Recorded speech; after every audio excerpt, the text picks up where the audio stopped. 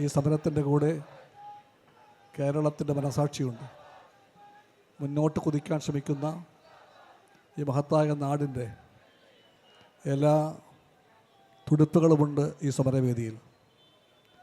ഈ സമരം പ്രഖ്യാപിക്കുന്നത് കേരളം ഇന്ത്യയുടെ അവിഭാജ്യമായ ഭാഗമാണെന്നാണ്.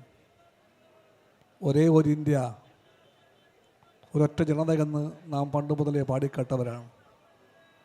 ആ പാഠങ്ങൾ നാം ഇടതുപക്ഷക്കാർക്ക് ഹൃദിസ്ഥമാണ്. പക്ഷേ ഈ പാഠം BJPക്ക് അറിയില്ല. ഈ പാഠം UDF മറന്നു പോകുന്നു.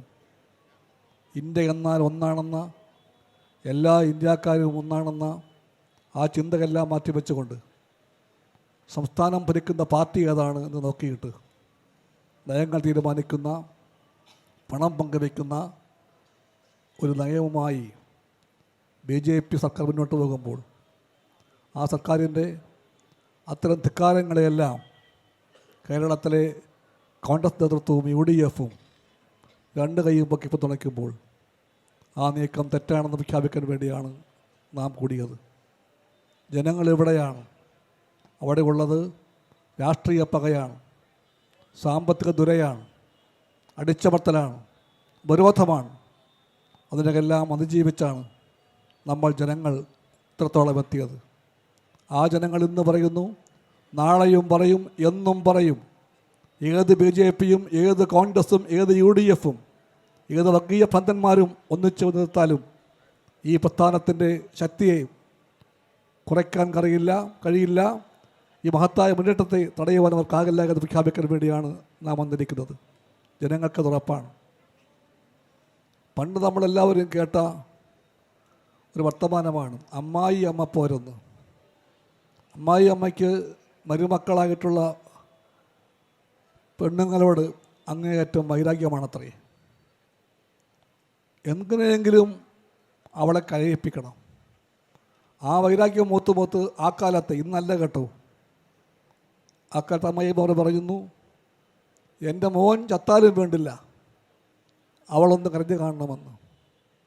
അങ്ങനെയാണ് ആ പ്രയോഗമുണ്ടായത്. ആ പ്രയോഗം പഴയ പ്രയോഗമാണ്. ഇന്ന് കാലം മാറിയപ്പോൾ, സമൂഹത്തിൻ്റെ എല്ലാ ബോധങ്ങളും മാറി മാറി വരുമ്പോൾ, പുതിയ ബോധം അതിൻ്റെ വെളിച്ചം പ്രസരിപ്പിച്ചപ്പോൾ ഒരു വീട്ടിലും അമ്മായി അമ്മയ്ക്ക് അതുപോലെ പൊരുകുത്താൻ പറ്റില്ല. ഒരു മരുമകളും അതിന് വഴങ്ങാനും പോകുന്നില്ല. അതുകൊണ്ട് തന്നെ ആ ധിക്കാരം നിറഞ്ഞ സ്നേഹശൂന്യമായ ഏർപ്പാടുകളെല്ലാം അവസാനിക്കുകയാണ്. പക്ഷെ രാഷ്ട്രീയത്തിൽ നാം കാണുന്നുണ്ട്, ഇപ്പോഴുമുണ്ട് അമ്മായി അമ്മമാർ.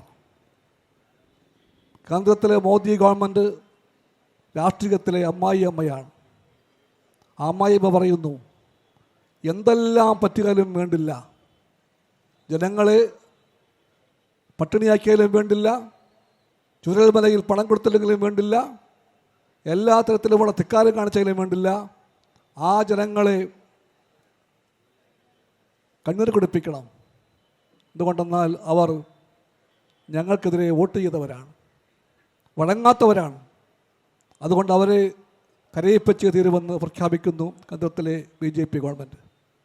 വ്യത്യാസമൊന്നുണ്ട്. ആ അമ്മ പണ്ട് പറഞ്ഞത് മകൻ മരിച്ചാലും വേണ്ടില്ല എന്നാണ്. പക്ഷേ കോൺഗ്രസ് പിന്തുണയുള്ള പുതിയ അമ്മ പറയുന്നത് അതല്ല, മകനെ കൊന്നാലും വേണ്ടില്ല, എനിക്ക് മരുമകളുടെ കണ്ണീർ കണ്ടേ തീരുമെന്നാണ്. ഇതാണ് രാഷ്ട്രീയ വൈരം. ഇതിൻ്റെ പേരാണ് സാമ്പത്തിക ഉപരോധം. അതിനു മുമ്പിൽ നാം മുട്ടുകൊത്തില്ല. നാം ജനങ്ങൾ പറയുന്നു, പ്രബുദ്ധമായ മണ്ണൊന്നായി പറയുന്നു, BJP കോൺഗ്രസ് ചങ്ങാത്തത്തിൻ്റെ എല്ലാ നീചമായ നീക്കത്തെയും തോൽപ്പിച്ച പാരമ്പര്യമുള്ള കേരളം പറയുന്നു, നാം തീർച്ചയായിട്ടും ഇത്തരം നീതിക്ക് മുമ്പിൽ പരാജയപ്പെട്ട് തലകുനിച്ച് പുറകോട്ട് പോകാൻ പോകുന്നില്ല. നമ്മുടെ യാത്ര മുമ്പോട്ടായിരിക്കും. ഇവിടെ പ്രിയപ്പെട്ട സഖാവ് മുഖ്യമന്ത്രിയും സഖാവ് K. രാജനും സഖാവ് ഗോവിന്ദൻ മാഷും സഖാവ് TP രാധാകൃഷ്ണനും എല്ലാം പറഞ്ഞ കാര്യങ്ങൾ ഞാൻ ആവർത്തിക്കുന്നില്ല. അതെല്ലാം ഈ പ്രക്ഷോഭത്തിൻ്റെ അടിയിലുള്ള രാഷ്ട്രീയ സാമ്പത്തിക ചിന്തകളും ഇതിന് പ്രചോദനമാകുന്ന ഘടകവുമാണെന്ന് നാം മനസ്സിലാക്കുന്നുണ്ട്. അതുകൊണ്ടാണ് നാം രാഷ്ട്രീയ ബോധ്യങ്ങൾ മുറുകെ പിടിച്ചുകൊണ്ട് മുന്നോട്ട് പോകാൻ ശ്രമിക്കുന്നത്. വ്യത്യസ്തമാണ് ഈ കേരളം. ആ വ്യത്യസ്തതയെ അവർക്ക് ഭയമാണ്. BJP ഗവൺമെൻറ്റിന് ഉറപ്പായും ഭയമാണ് ഈ കൊച്ചു കേരളത്തെ, ഈ വലിയ നാടിൻ്റെ തെക്കേ കോണിലെ ഈ കൊച്ചു ഭൂഭാഗം. ഈ ഭൂഭാഗത്തിൻ്റെ വിസ്തൃതി വളരെ ചെറുതാണ്, ജനസംഖ്യയും ചെറുതാണ്. പക്ഷേ ചെറുതല്ല നമ്മുടെ കേരളം.